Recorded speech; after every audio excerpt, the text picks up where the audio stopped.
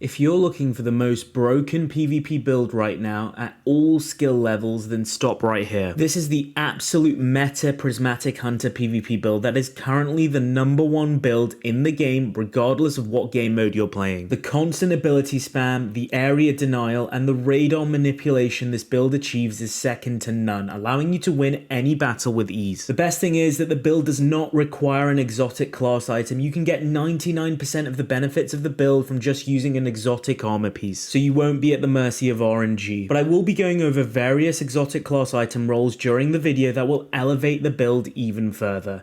In this video, we'll cover every part of the build in detail. The abilities, the super, which is so strong, the aspects, the fragments in the build, and my recommended weapons that make this build a monster on any map and any mode in the game. Use the timestamps below to skip to whatever section you want, and link for the build will be in the comments or description below. So let's start with the main ability of the build, Threaded Spectre. This aspect, when you dodge, leaves behind a decoy. The decoy is stationary, has 175 HP, and lasts up to 12 seconds. For console players especially, Threaded Spectre has a ton of aim assist strength, meaning it will pull your aim towards it instead of the enemy, which can be really distracting. The decoy also exerts a radar presence, meaning it will ping up on the enemy radar, confusing them even more. When the decoy is destroyed, or if it detonates, which happens if an enemy is close enough to it, it will currently cause a maximum of 100 damage to enemies nearby, and spawn 2 threadlings which also cause their own damage. It's just an incredibly powerful ability with so many benefits, and it's on one of the lowest cooldowns in the game, because Hunter Dodge has a lower cooldown innately than Titan, Barricade, or Warlock Rift. Now, Threaded Spectre has tons of ways it can be used. It can be used reactively to someone pushing you,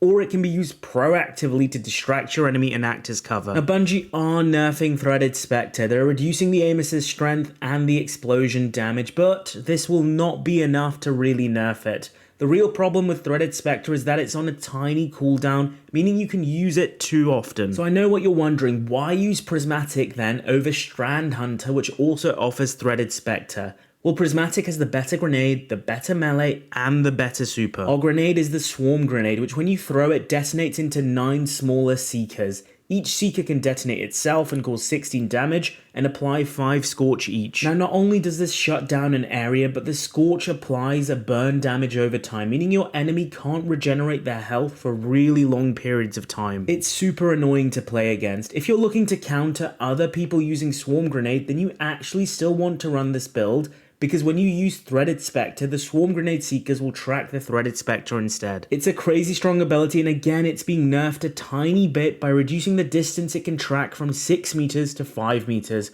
which is still more than it used to track pre-final shape. Again, this won't make it any less powerful, because in my eyes, it's the Scorch damage over time which makes it so strong. Our melee is the Snare Bomb. Snare Bomb sticks to surfaces and also exerts a radar presence, adding to the radar manipulation. Once it detonates, it creates a cloud of smoke which lasts for 5 seconds, deals damage over time, disorientates enemies, and weakens enemies so they take more damage. Again, this ability got buffed with Final Shape and is now an absolute powerhouse with so many uses. Remember, every time you use your dodge near an enemy, which is Gambler's Dodge to deploy a Threaded Spectre, you'll instantly get your Snare Bomb back. So you can use the Threaded Spectre combined with Snare Bomb to add 2 more radar pings to confuse the hell out of your enemies. You can also use the smoke with the Swarm Grenade to wombo combo enemies and kill them all in one go. Snare Bomb will cause a ton of damage, slow enemies down so that your Swarm Grenade Seekers can finish them off. Remember, Snare will also weaken enemies so your Swarm Grenade Seekers will hit harder. It's a really powerful combination. Our super is the new Hunter Prismatic Super, Storm's Edge. Storm's Edge throws out a homing knife which, if it hits an enemy directly, can kill them,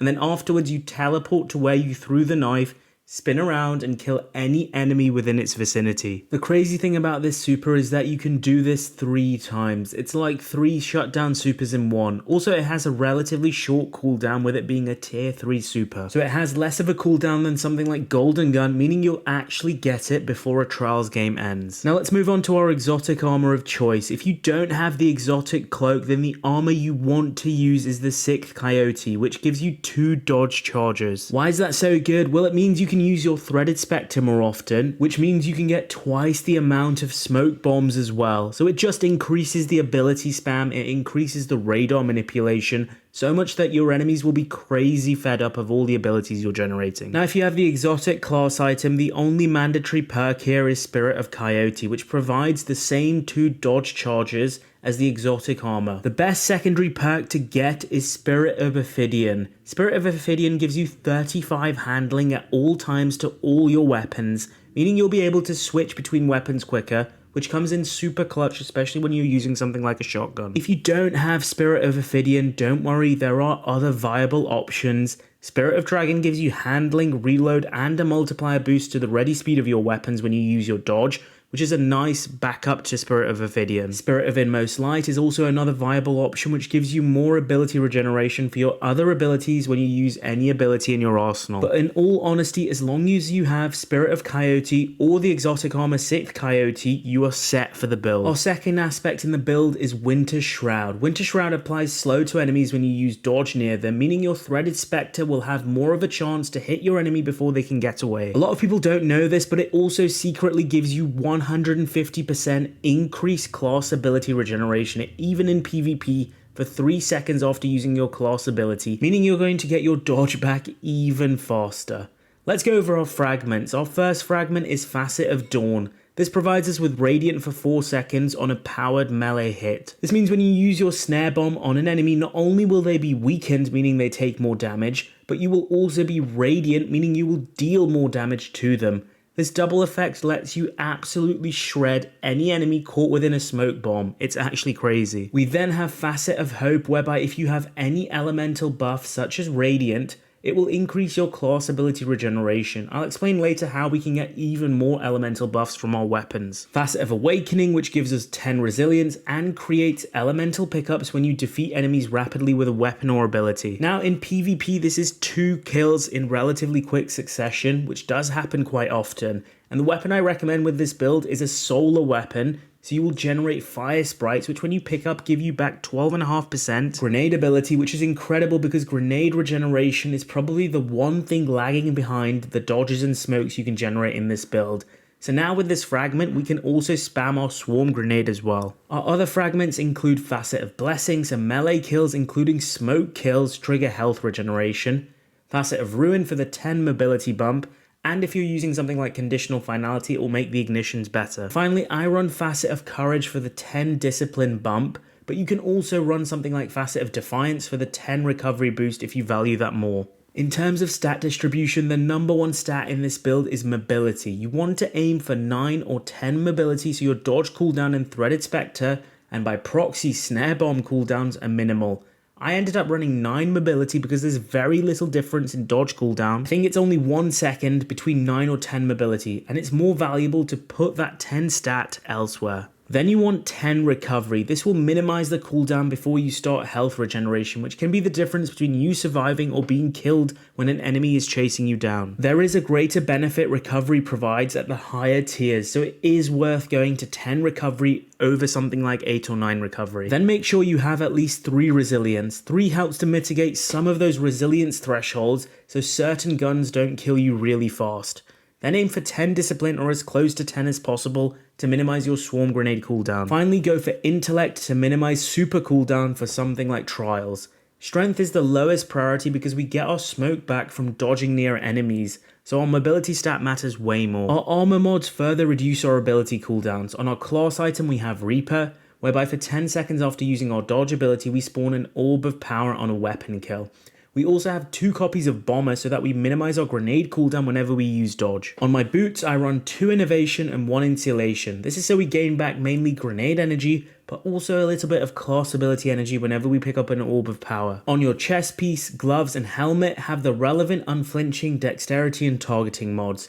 In terms of weapons, my number 1 primary weapon to recommend using with this build is Red Death. Red Death is an absolute killing machine with incredible healing properties. It has over 38 meters of range, and an optimal TTK of just 0.67 seconds with a 2 burst. Its perk inverse relationship allows you to hit that 2 burst with a bit more ease, as you get more damage when you're lower health, meaning that second burst is just a little bit more potent, allowing you to hit that 5 headshot 1 body to get the 2 burst kill. It also gets more handling and less flinch the more you deal damage with it. Honestly, hitting that 2 burst has never been easier with a pulse rifle. With its exotic perk Redemption, every kill with this weapon also gives you a nice ×2 cure, which is a noticeable 60 HP heal. Not only that, but with the catalyst, every second kill gives you restoration ×2 healing for 5 seconds. Both the cure and the resto heal from the weapon allows you to go on some crazy streaks. With so many other people using swarm grenades and smoke bombs that apply damage over time effects, the healing from Red Death is an absolute lifesaver. Yes, Red Death is an utter monster in the current meta, but if you don't like Red Death, then don't worry. The ability spam of the build is just so powerful that you can make it work with any primary weapon. Now, the best weapon to pair with Red Death is the craftable legendary shotgun Someday.